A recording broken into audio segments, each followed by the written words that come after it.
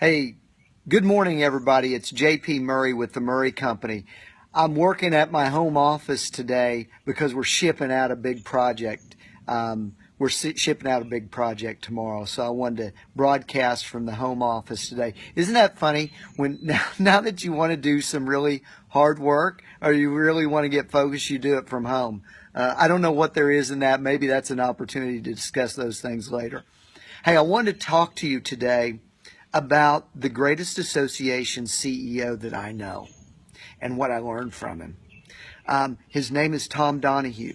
He's the CEO of the U.S. Chamber. And over about 15 years, both at American Trucking Associations and the U.S. Chamber of Commerce, I had the opportunity to learn from him. Now, make no mistake about it, there are folks that were closer to Tom, that worked with him on a more day-to-day basis. But let me tell you, I was learning from him and following him, and the impact that he had still affects the way I operate my business. There are three things that I wanted to tell you about that I learned from him. One is he went out as the CEO and he was responsible for raising an unbelievable amount of money. He was the lead salesperson for that association, and let me tell you, he was fantastic. But here's the part about that really empowered his organizations. Then he hired great people. He raised the money, and then he paid for the best talent that was available in the industry. The second thing that he did then was he took those people, and believe me, he held them accountable. I don't know if I was a great hire or not, but he held people accountable. He hired great people. He got out of their way. He set the highest of expectations, expected excellence, and then he got out of their way. And let me tell you, if you weren't meeting those expectations, you're going to hear about it, and it probably wasn't a very good day. But man, when you did succeed, he embraced that success and spoke about it to everyone that he could. So that's the second part. The third part was this, and I know there's a great amount of discussion about nonprofit status, for-profit status. How should we behave in that world as associations? He wasn't worried about that, folks. Believe me, he wasn't wringing his hands about how we need to operate as a nonprofit or a for-profit. What he was focused on was advocating for the members of that association without apology.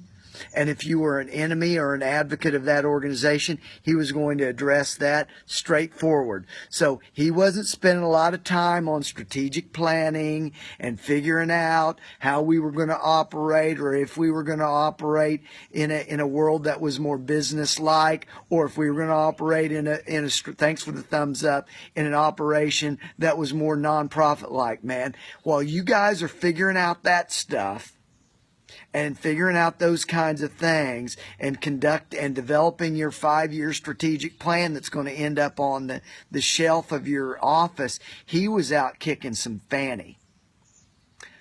That guy would get after you.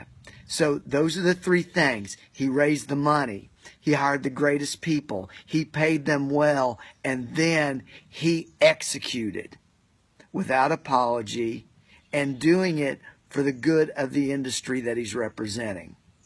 Hey, it's probably not for everybody, but let me tell you, you can't argue with the success of Tom Donohue. And I think when the book is written, he is the greatest association CEO that's ever been around the Washington, D.C. circles, or Chicago, or New York for that matter.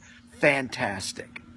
Hey, let me leave you with a couple things before you go on this great holiday. And it's this. One is, hey, we're posting a new blog today. Please check us out at murraycompany.com. There's a new podcast, murraycompany.com, where you can see Association Laboratory, the Association Lab podcast. And then the final thing, I'm so excited about it.